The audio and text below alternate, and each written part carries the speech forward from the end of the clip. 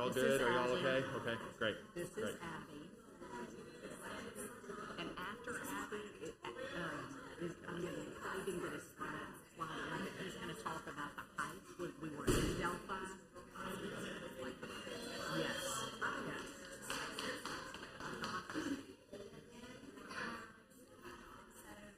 That's Lily. Here's Fletcher.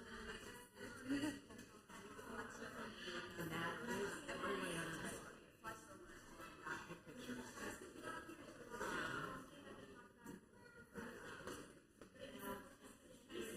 Are Foster and Neely going to join us via?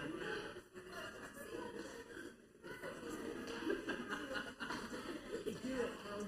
Do it.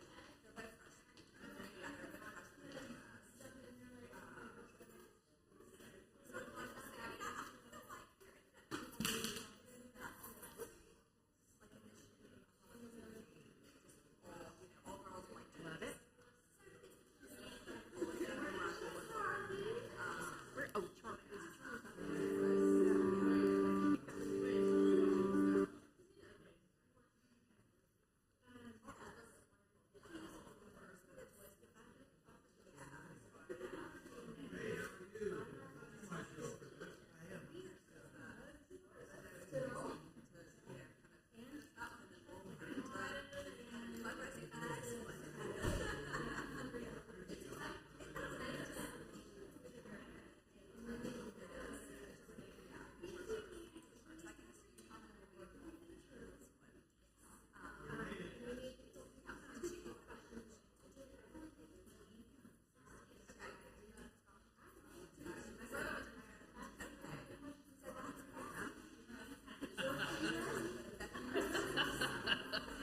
Harmon's face was like.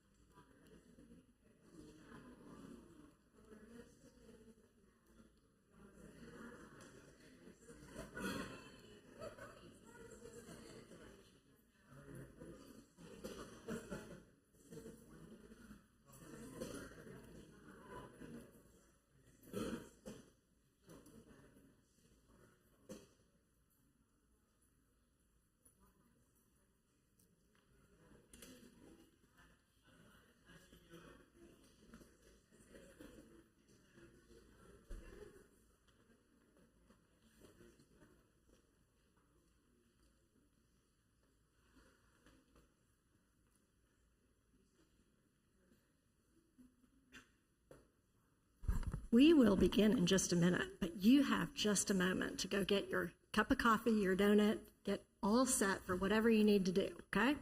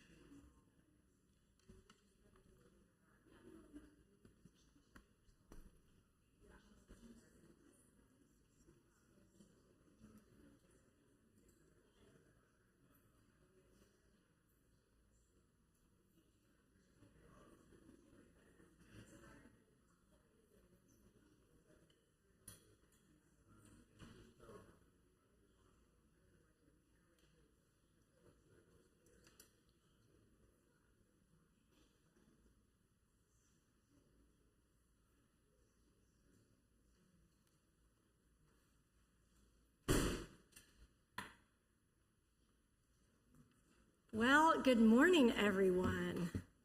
It is so great to be with you, and it is equally, or maybe even more great, to be with the youth that you see up in front, because we spent 8 days together traveling in the footsteps of St. Paul, and it was amazing.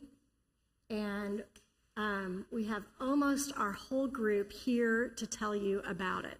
Not everybody can be here. There was a little bit of fall break travel. Some of our group members live out of state. So we have several in boarding school. One of whom is here. Abby made it back. But several in boarding school. One, Neely Thompson, who moved out of state shortly before the pilgrimage, or about almost 9 months before the pilgrimage, but still wanted to participate. So anyway, we are missing those folks, but they are here in spirit.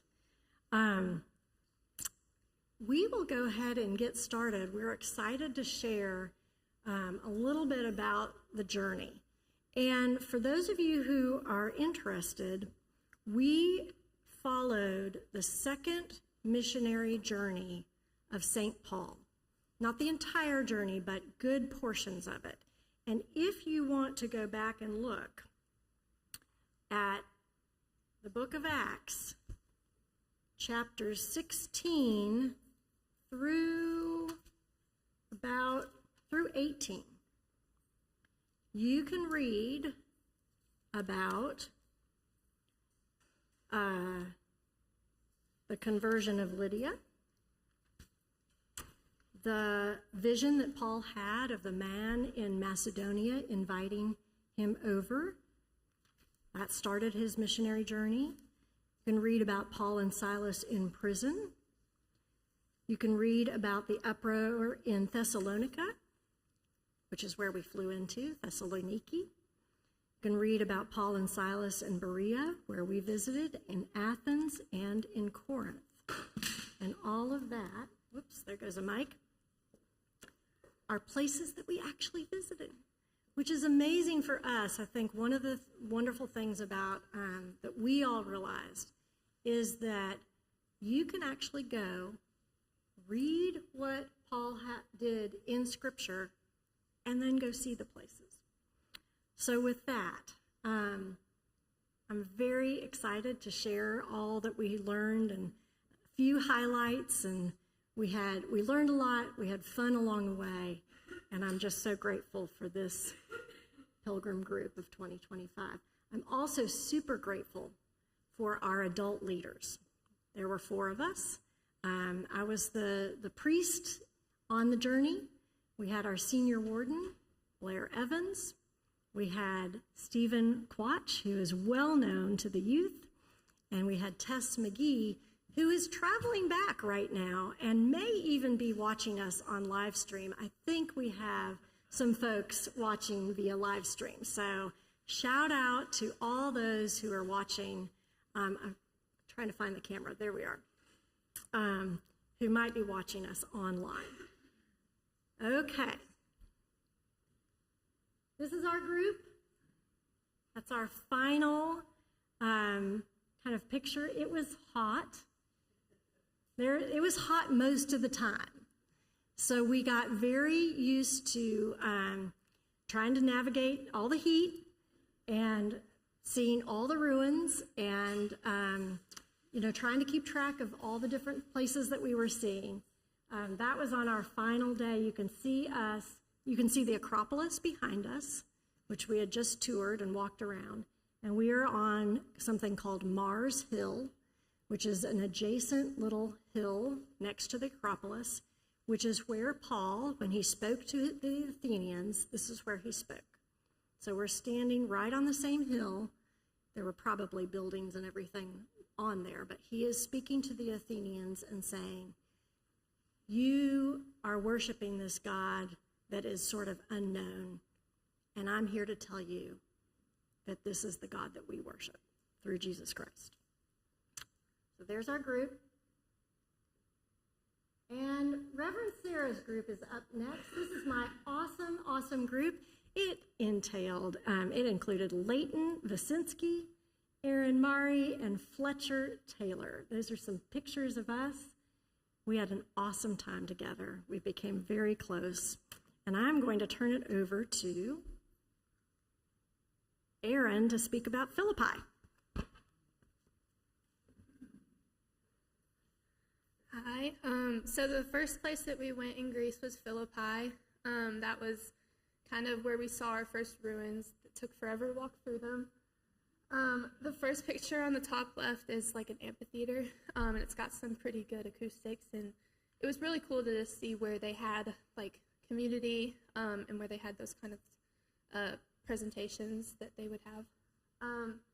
On the bottom left is a picture of the ruins. That was kind of where Paul talked a little bit.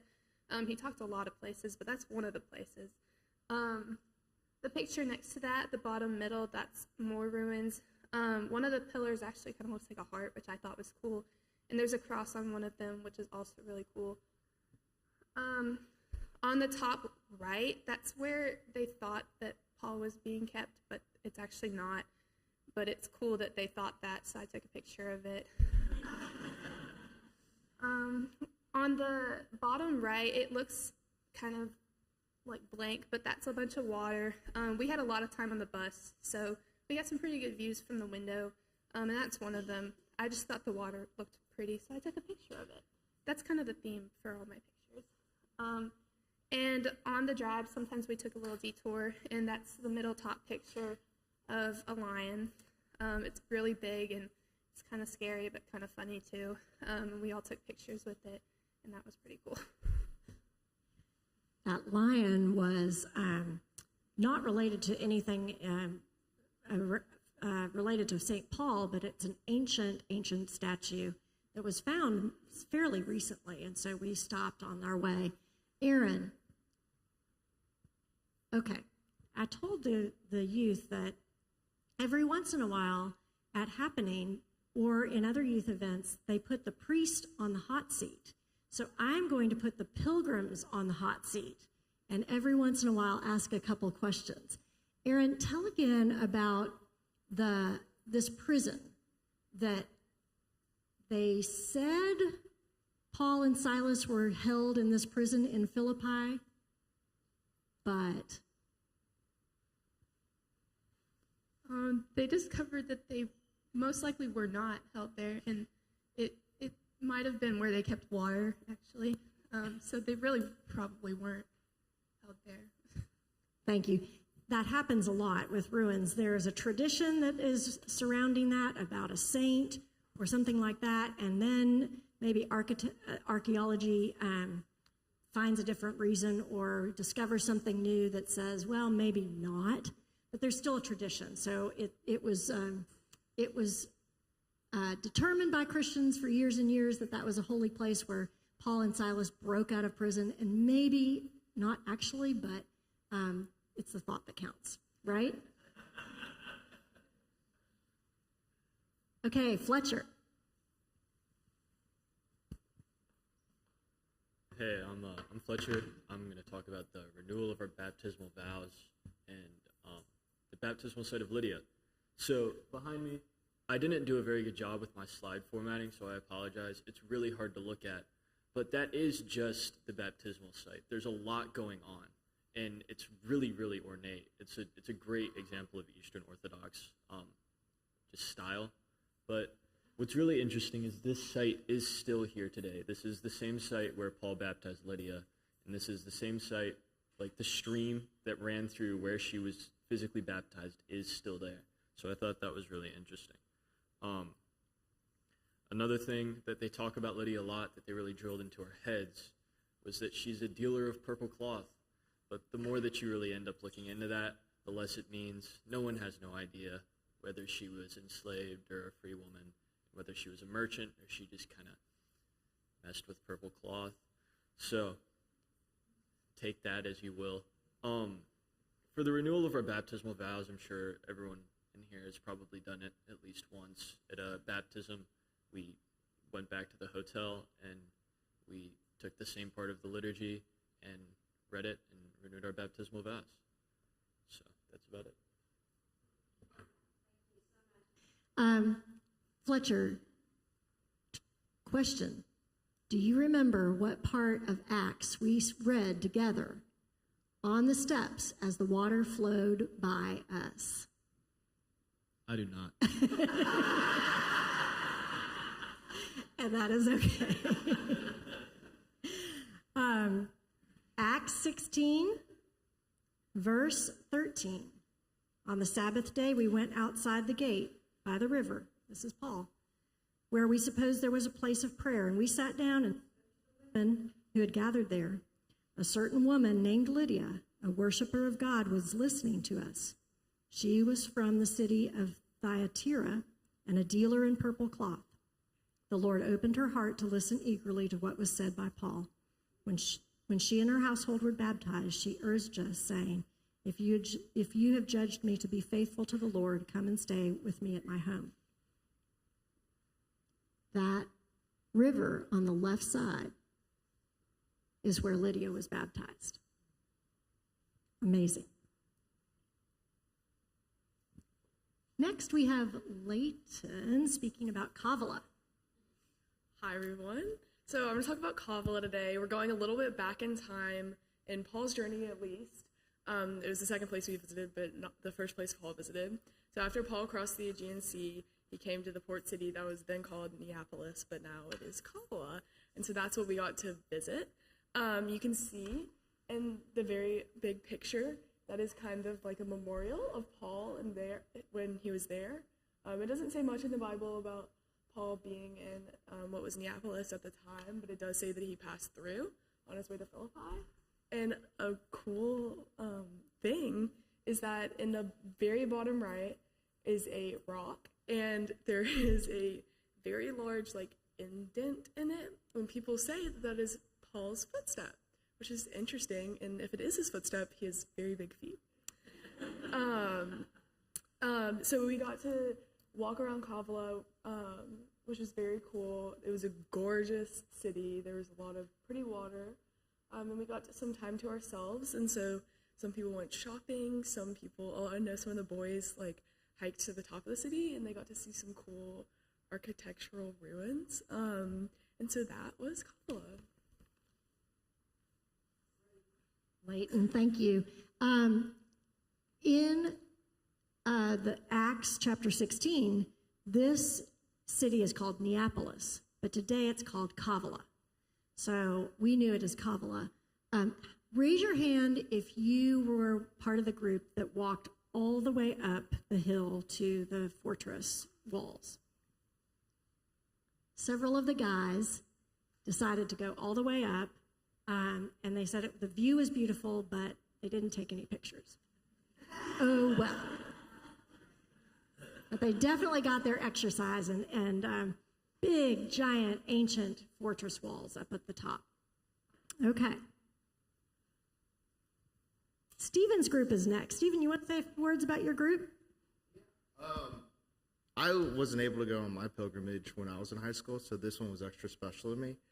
We had a great time with our small groups on the rooftops of Athens, and it was very enjoyable to see the kids get closer and watch them with their curiosity and learning new things in the culture and the different architecture. In my group, we had Connell, Hudson, Carmen, and Emily, who isn't here with us today.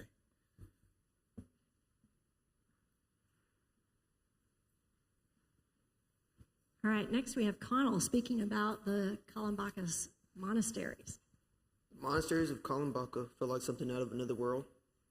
The monasteries built atop the high cliffs of Meteor were unbelievable.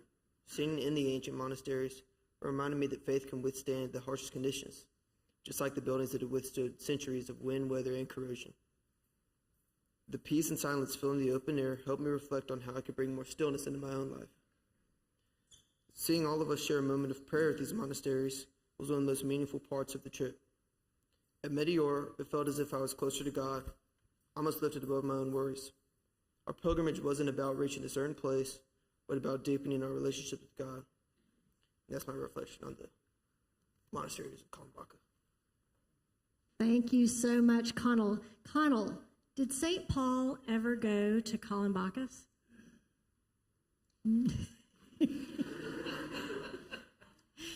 No, he did not. So we said that we were following in the footsteps of St. Paul, but of course, there were lots of other sites along the way that we just needed to see whether it was related to St. Paul specifically or not. So this was a day where we did not actually follow in the footsteps of St. Paul, but we followed in the footsteps of the church. Centuries of faithful people, mostly in the Eastern Orthodox tradition, which of course really was the tradition in so many respects. And the pictures don't do it justice, but these monasteries are built into rocks.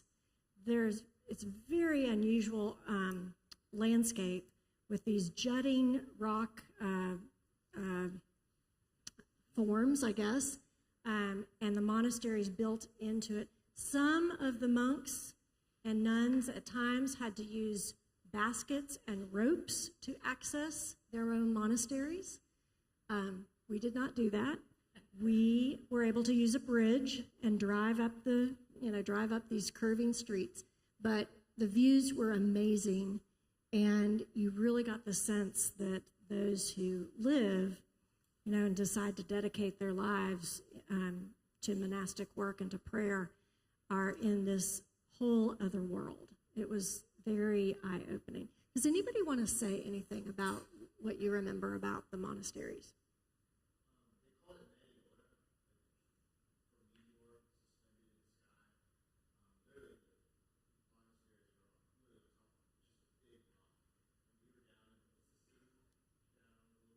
I'm forgetting.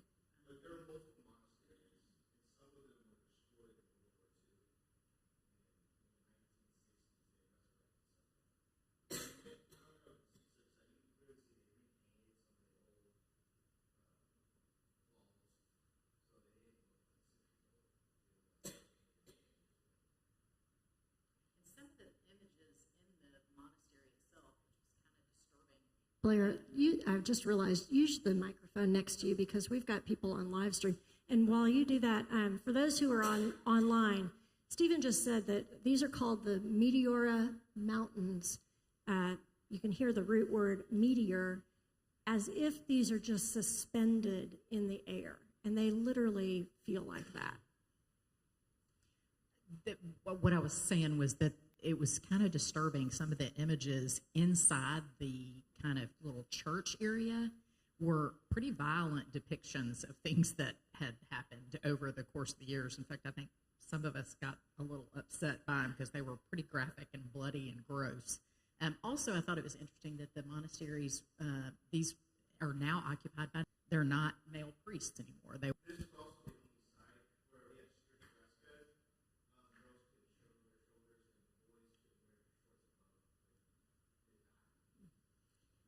dress code. Is somebody speaking about this next slide? I can't remember. Hudson, go ahead. Hope we haven't stolen your thunder. So I'm talking about the Meteora Mountains, which we've already heard a little bit about. But sorry, Hudson. These specific photos were actually taken on the drive up. So we're coming up this beautiful mountain range, and you can just look out and see all the ground below you, and it's just incredible. And there's these massive, essentially pillars just jutting up with these monasteries on top of them. And so we stopped the bus and we got out and we climbed kind of, or more walked up to one of this like rocky outcropping, and we're able to kind of just look out and experience God's beauty. And we took some pictures up there. And so that's all I have to say about that. Great job, Hudson. Let's see. We could not take pictures inside the buildings of the one monastery / nunnery that we went to, but they were had been recently redone, and so they were very vibrant, every square inch of the building was covered in iconic kind of paintings. And yes, some of it was very graphic and very violent. And it made you realize that Christians who've gone before have not had an easy road. When you see images of somebody being flayed alive or burned alive or, or different things like that, you realize, wow, it has not been easy to be a Christian in history. All right, who's speaking about Karditsa? Carmen. In Karditsa, we met in small groups, and we all went around Karditsa and met in different areas in our small groups. So we all picked a different spot that we thought was like a good area to just kind of sit and journal and like sit in silence for a little bit and also talk just together about different topics that were coming up on the trip. And after the small groups, we met in a large group discussion, and we just talked about the days. We talked about kind of our rosebud thorns, and we also got to just see a Greek town for the first time. It was like the first time we really got to see all the different like lives that go on in the town and just how they like really act through a day-to-day basis.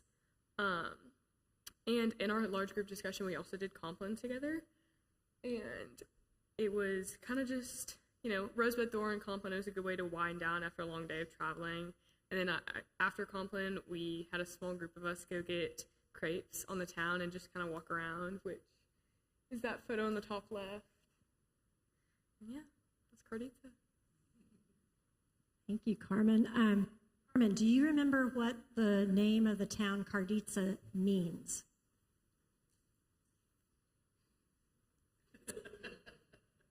I'm really putting you on the hot seat. Think of cardiovascular and the root word to that, cardia. Karditsa means little heart.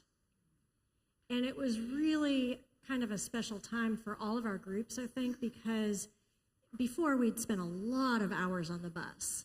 And that was fun, and we enjoyed being with each other. And every once in a while, we would stop and get snacks at a convenience store and, kind of interact with the local people. But Karditsa was a different experience because we all divided up in our small groups, and each small group sort of had a different experience. Leighton, what did we do with our small group?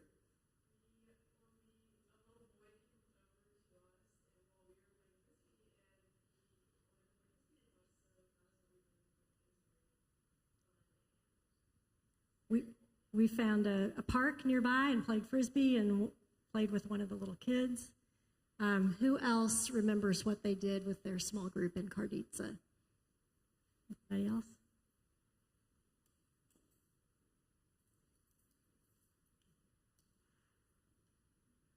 Nope. Never mind. Okay. Moving right along. Okay, Blair's group is up. All right, I am too old to have done a pilgrimage before, so this was my first pilgrimage, and it was awesome. My small group, was Abby Backlar, Clay Crittenden, Lillian Muller, and Elena Wade. We had a phenomenal small group. I thought it was really fun because I had kind of a spread of ages in my group, which made it more interesting. The kids were fantastic. I loved on them and told them in no uncertain terms that I loved them then and I will love them forever, and that is always the way it will be. They will always, all four of them, hold a special place in my heart. I think the first slide is Abby's. Come on up. So we visited the Delphi Museum and then the Delphi ruins, and it really offered an interesting experience and look into the ancient Greek culture through its impressive sculptures and artifacts. One of the things that Evie taught us about was the priestess of Apollo, which was the oracle, who delivered mysterious prophecies that believed to inspired by God himself. We were able to go to the ruin where the oracle actually spoke to him. And it was really interesting to reflect on how Paul the Apostle once traveled through Greece spreading Christianity through places like Delphi. one of the really interesting things in the museum was they were very strict on photos being taken.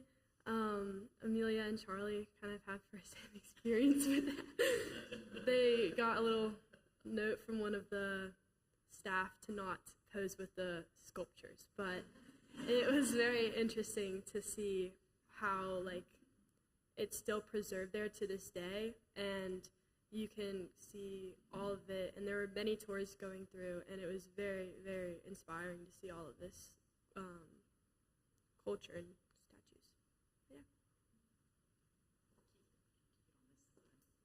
Yeah.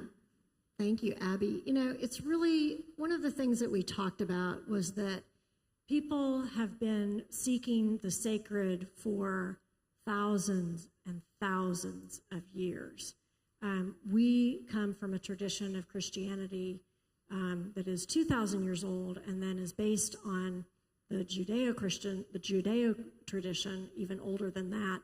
But it was really interesting for us to sort of see the traditions and the sacred elements that were present in ancient Greece. And, it calls to mind the fact that as humans, we just naturally seek God in whatever form is part of our context.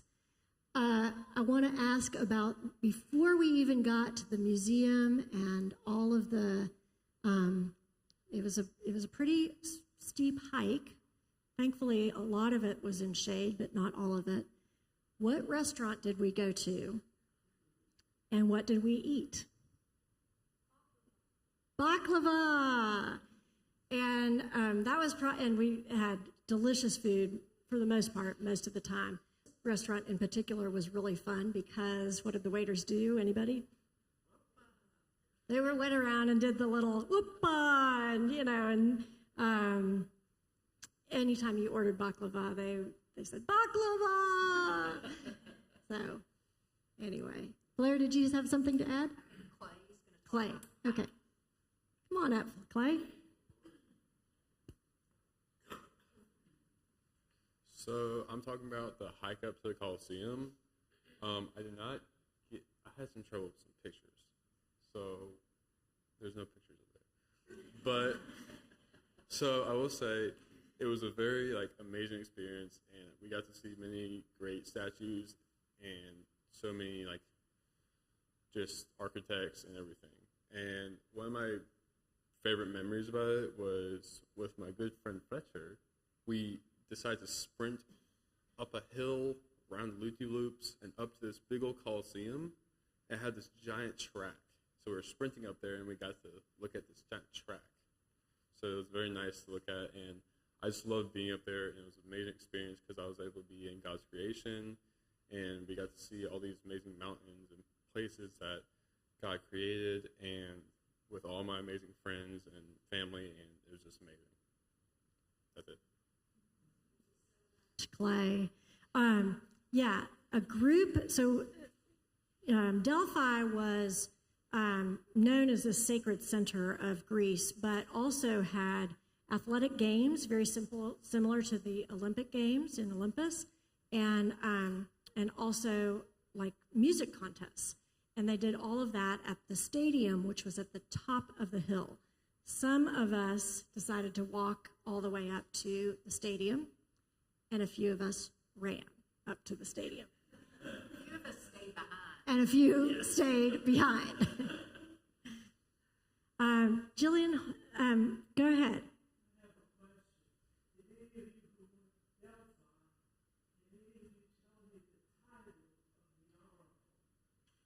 Can anybody tell the title of the oracle? I'm having trouble with that myself. Tell us, Jillian. The Pythoness, yes, right. And that's really, Delphi was fascinating. So much history and things that part of the challenge of being on a trip like this was just absorbing all of the information from the bus, our tour guide, who was a wealth of constant information, to all of the museums and all of that. Okay. Next is Lynn. Okay, so I'm doing the notes from family and friends, and that night, the first night that we were in Delphi, we stayed at this hotel with a beautiful beach, and at night we were taken to the grass area and the beach to read the notes from family and friends. And basically, before the trip, our family were tasked to write notes to us saying how proud of us they were. And reading them on the beach was in complete nature was just really meaningful to all of us. And just knowing how proud our parents were and our family was and our friends, it was just really amazing to know. Lillian, one of the things I neglected to say is that these pilgrims have worked so hard. It is not just a week-long trip. And so they worked hard to sort of come together as a group and get to know each other. They worked hard to fundraise. They studied where we were going and did all sorts of sort of preparatory work. And so it really was meaningful to have those notes from family and friends saying how proud they were of us and our accomplishments. I will say this is about 2/3 of the way through the trip. We had been really hot. We were a little tired. We got to this hotel, and I cannot even remember the name of the beach hotel is what we started calling it, because you walked in and the rooms were enormous, which were, different than sort of the very small European style hotels that we stayed in. And you walked out on your balcony and you saw the Aegean Sea right there. You saw the pool right below you. And so our youth, we took a break, everybody went swimming, we walked on the beach, and it was just a really, really nice break after being on the bus for a long time, seeing lots of museums and ruins and keeping track of all of that. It was a really nice break. Who is going to talk about this?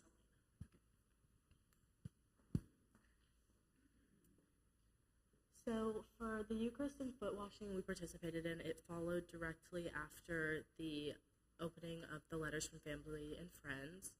It was a very special and sentimental moment for all of us, especially following the opening of those letters. We did it you can't really see the specific area, but it wasn't on the beach. That is a picture of the beach. It's not exactly your traditional beach with sand, and there were many sea urchins, but we participated in Eucharist a little bit in the grassy area before we went off into the beach. And following Eucharist, we also participated in foot washing. We washed each other's feet, which was a really special moment, connecting back to how Jesus washed the feet of his disciples and just showing that we are servants of God and servants of each other. And yeah. Blair, do you want to tell a little bit about how we procured the water for washing the feet? This little town was adorable, but there were not many people who spoke English, including the hotel staff. So we were trying to figure out how to procure tubs for the foot washing and pitchers and all that. And so Google Translate to the rescue. I got on Google Translate and turned it sideways so that the guy could read exactly what we needed. And it worked pretty much. We got a little smaller tubs than we anticipated, but then we got the pitchers, and it was a little bit of a challenge, but we worked it out.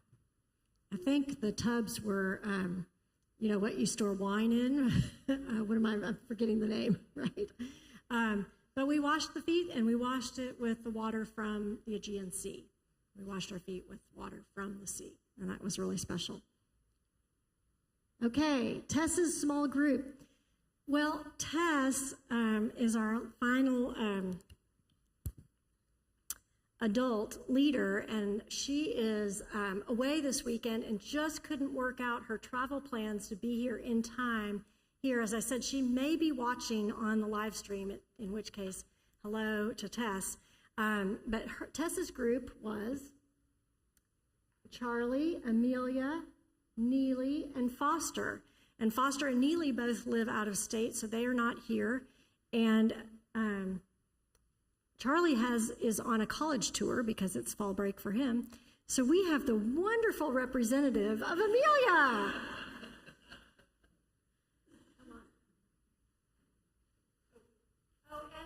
I'm not Amelia, but I am helping out for this one. So first we're going to talk about Corinth, Greece, not to be confused with the lovely town of Corinth, Mississippi.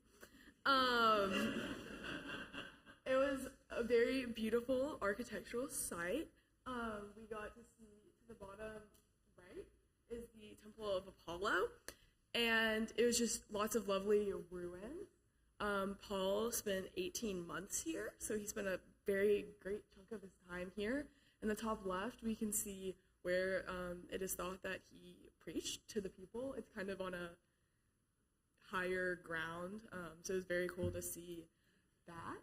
And and something of note is the Corinth Canal we got to drive by.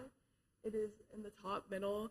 It is as small as it is said it is, and the water is very blue and very pretty. And we also got to go into a museum with like architectural ruins that they had discovered from Corinth. So that's what the bottom middle picture is. And that was also very cool to see the things they found. And there were a lot of religious services happening there because it was such a big place that Paul was. And it was very, very cool. To add one quick thing, Corinth is built on this little tiny piece of land that has a harbor on one side and a harbor on the other side. And for that reason, it was very cosmopolitan because you can imagine all the trade and ships coming forward. But they didn't have this canal until the 1800s.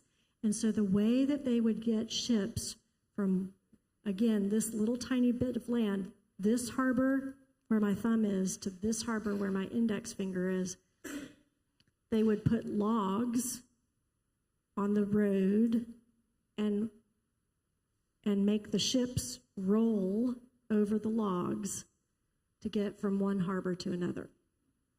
And eventually they built a canal. And I guess it's worth mentioning, we haven't talked a lot about our tour guide, but her name was Avi, and she spoke beautiful English, but she was Greek natively. And so when we went to all of our architectural sites, and anywhere we went really, you can see in the bottom left this picture of Amelia and I. We had these like little things where she would talk into a microphone, and then we had something in our ear where we could hear them. She called them whispers, because it was like she was whispering into our ear. So that was how she communicated with us and told us all of her information. So after Corinth, we rode the bus straight to Athens, and we went to the Acropolis, and it was definitely the busiest place we went. None of the other places had this many tourists, and so we spent a lot of time going around the ruins on the Acropolis. We saw the Parthenon, of course, and the Temple of Athena, and the Theater of Dionysus, and we definitely took a lot of pictures. And after that, we went down, and as Reverend Sarah said, we went to Mars Hill, which was across from the Acropolis, and it had a beautiful view of all of Athens in the bottom right picture. And I thought it was cool because that hill was made of the same rock that the Acropolis is made of. And so it kind of I don't know, it was a different part of than the Acropolis, but you could still you still felt connected and all of that. And Amelia mentioned how busy it was with a lot of people. We actually saw someone in a St. Jude Marathon Memphis shirt, which was really I kind of freaked out about that. I thought that was really cool.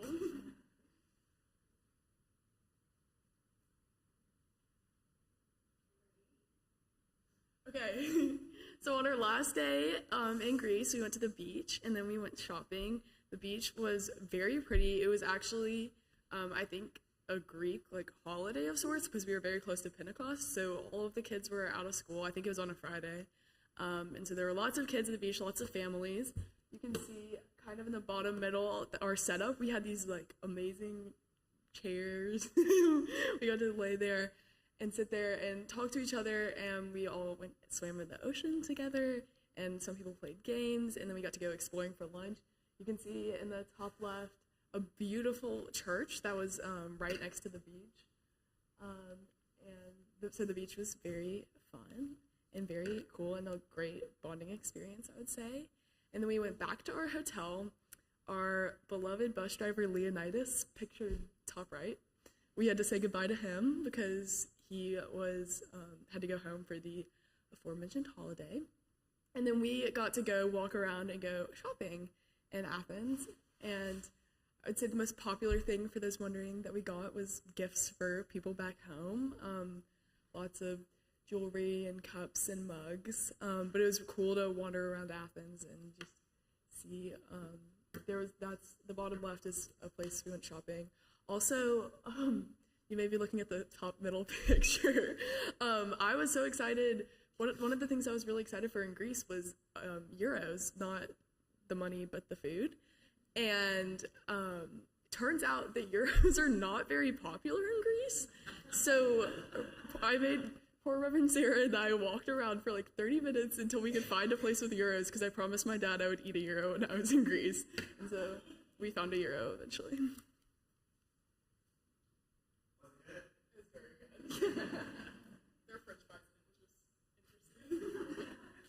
So on the last night, we had dinner on the roof of our hotel, and there was a beautiful sunset, as you can see. And so we decided to all go out on the roof and take pictures. And after that, we went into our small group, and everyone just gathered in a different place on the roof. And we did Pass a Candle, which was where everyone gets a turn to talk to each specific member of the group and say what they admire and what they like about that person. And it brings the community together so much more. And after that, we had a Eucharist. It's in the bottom right picture, but we didn't really get a great picture. But we joined together and did a Eucharist, and then we read the Acts of Scripture, and we read it in Latin, Spanish, and French. And I feel like it was very significant because this certain act of Scripture was right on the place we were standing, basically. And so it was just a significant moment for that Eucharist. That was a really special closing. You're right that we bonded with our small groups in many, many ways, and then we bonded with the larger group too. And one of the things that's interesting about a pilgrimage is that we just try to be in the space no matter where we are. And so if you go on a pilgrimage to Scotland, you might be doing Eucharist out in the outdoors. But in Greece, where we were more urban, we often would do Compline in the hotel lobby, or as we said, sometimes out in a park, if we could. We just sort of scouted around and found places. This is the first and possibly only time that I've celebrated the Eucharist next door to a bar. I know. But maybe not. I don't know. So the rooftop had a pool. It was beautiful. We spent time at the pool. We ate dinner up at the upstairs, beautiful view. And there was a bar next door. And so I'm celebrating the Eucharist, and there's techno music coming from adjacent, and we just, went with it. And some loud-speaking French people passing through, not really recognizing what we were doing, but that was fine. So that was really special. And it was special for us to be there on the day of Pentecost. And that was the reason we read the passage in Acts that this congregation was reading in different languages. Here, we were reading that same passage in, we found Latin speakers, because some kids take Latin, French, Spanish, Vietnamese, French. That was really neat.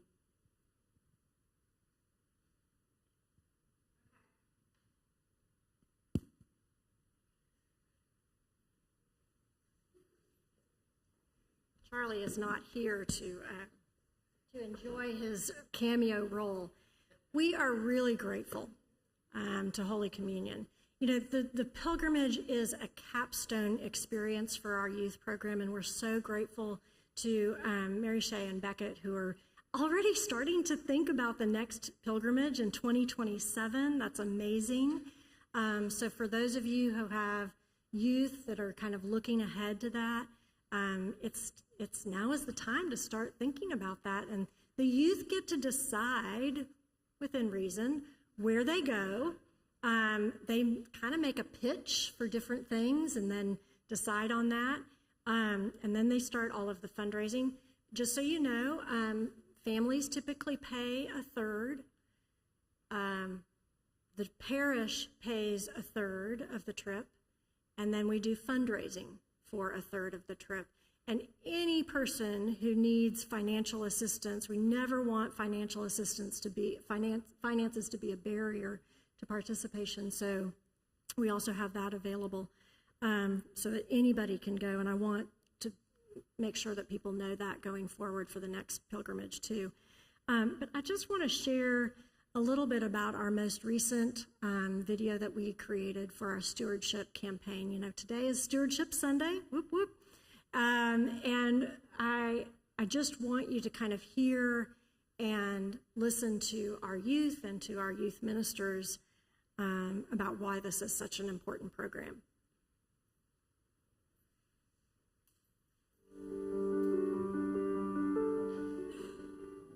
Hello, Holy Communion. It's stewardship season, and we're here to give you a brief glimpse into our vibrant youth ministry program. Come take a look.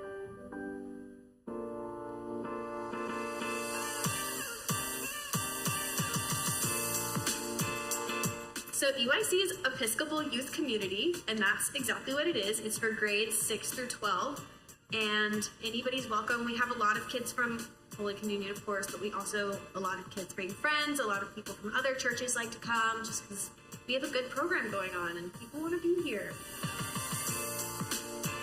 Okay, so tonight we've got a scavenger hunt. Since it's our first EYC on campus, we wanted to have a hunt for them to get familiar with the space and maybe learn some things that they didn't know, even if they have been here. Apart from our silly games and activities at youth group, we also try to really dive deep into our faith as well. So we've got Sunday morning formation, and we try to weave it in on Sunday evenings at EYC as well.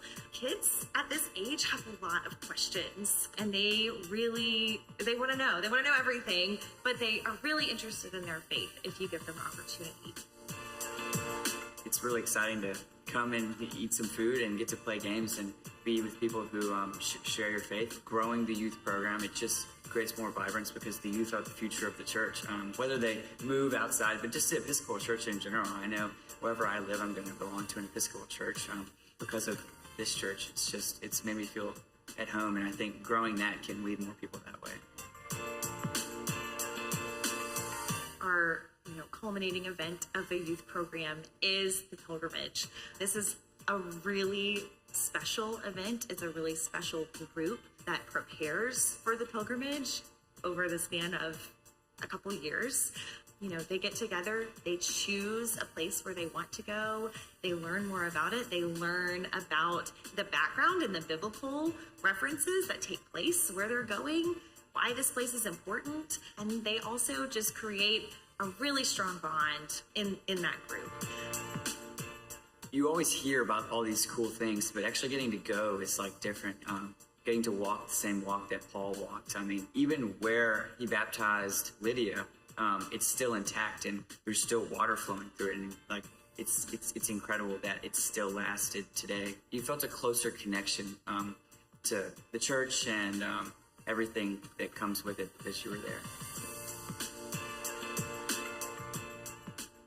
It leads kids to God, and like I said previously, I mean, I'm going to belong to an Episcopal church because of experiences like these. So donating and financially supporting can lead other kids to do that and can empower the youth for the future.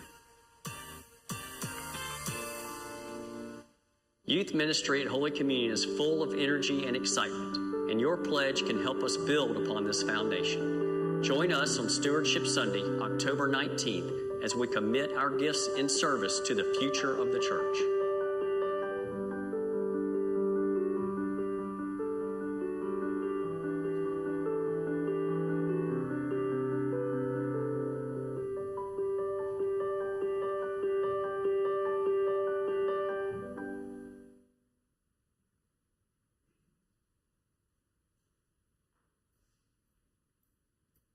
We really are so grateful to Church of the Holy Communion for making it possible that our youth can have this experience. It was amazing. We have just a few moments, and I certainly will take some questions if you have questions for the pilgrims. I also want to just say that our theme that sort of ran loosely through the whole trip was memory and journey. Memory plus journey, because we were reading about in Scripture all of these memories that ancient Christians had of Paul, of how the good news came to Greece, and then we were learning about Paul's journey and how he brought the good news to people outside of his experience. And then we were on our own journey and making memories as well. We were, as I said, we're just so grateful. Does anybody want to just offer any closing remarks about lessons learned, takeaways that you'll remember, spiritual gifts that came to you? Fletcher.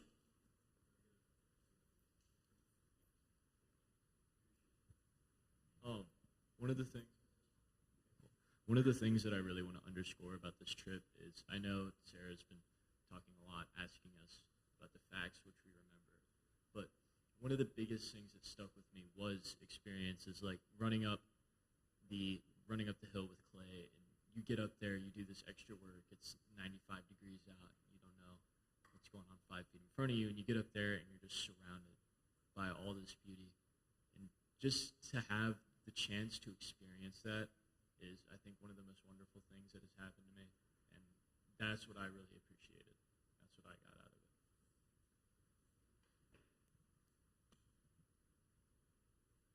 Who else? Abby.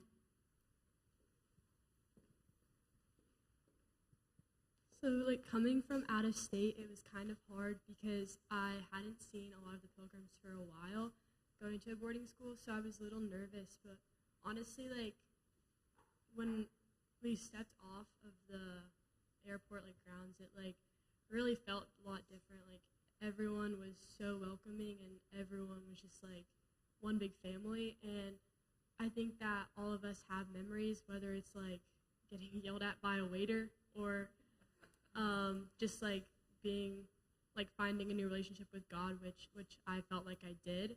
Because coming into the pilgrimage, I had some hesitations, and I didn't really know where I stood with God, but after it, I really felt like I found him, and it just was a lot, and it was really breathtaking to be there. And I think that all of us will have these memories for the rest of our lives, and it's just really amazing how close we got in so little time, and how we, all coming from different schools, like, have all these memories together. Thank you so much. Any last comments from pilgrims before I offer a couple of Q&A opportunities.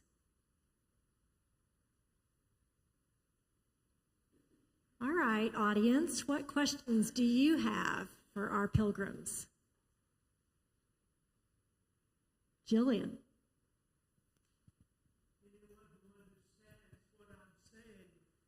Anyone who understands what I'm saying to you, please raise your hand. Efkaristo.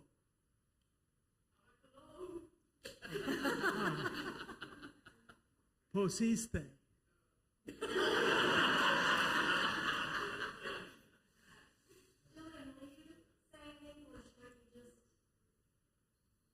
What I just said was thank you, and to those who raised their hands, I said,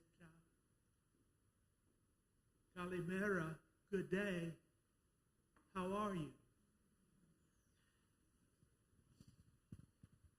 Thank you so much. Yes, we learned the word Eucharisto, which of course comes from this idea of Eucharist and Thanksgiving. So many different Greek words are related. Shannon. I don't have a question. I just want to say that, Sarah, you've been doing such an amazing job of thanking everybody else, but thank you. There was a period of a little bit of some chaos leading up to the pilgrimage, and you and the other clergy and the other adults really stepped up and came together and made this happen for these kids, and thank you so much. And the kids were not allowed to take their phones with them, which was an amazing, wonderful decision. But these adults also did an awesome job of informing us and sending pictures, and this is what they're doing. And so we were able to sort of enjoy their journey here in Memphis and watching them go through this. And so just taking all of those extra steps to one, just make it happen. And then from just the moment in the airport when we all prayed together before we sent you guys off to welcoming you back, it was awesome for us here in Memphis as well. So thank you. You have been thanking everybody else, but you deserve a huge thanks too.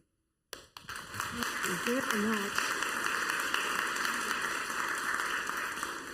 It was so fun, and I'm grateful for so many things, my family and clergy team that supported me. And I also just need to underscore a thank you to the congregation. If you bought Christmas ornaments or 75th anniversary mugs or cookie dough, you supported us. A special shout out to Jean McGee and Catherine Russell who helped us with that fundraiser. Can't see the clock very well, but I think we're right on that. And Ken, last question.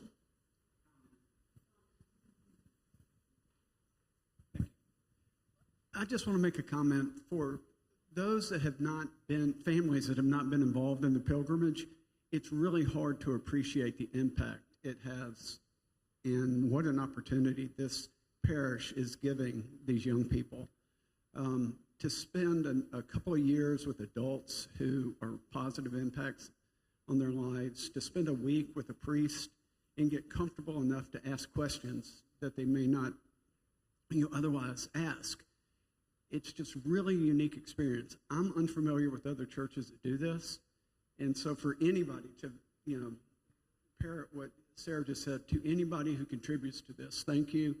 And it's just we had 3 children who went on pilgrimage, and I don't think I'm exaggerating, it changed their lives. Will you all pray with me? This is the prayer that we prayed many times. God of journey, as we travel on, alert us to things that matter and open our eyes to every sign of your presence. Give us a sense of direction, or at least a sense of purpose, a sense of wonder, a sense that in everything you are walking with us step by step, gently guiding us to the heart of things. Amen. Go in peace to love and serve the Lord. Oh, I forgot. I'm so sorry, Kendall.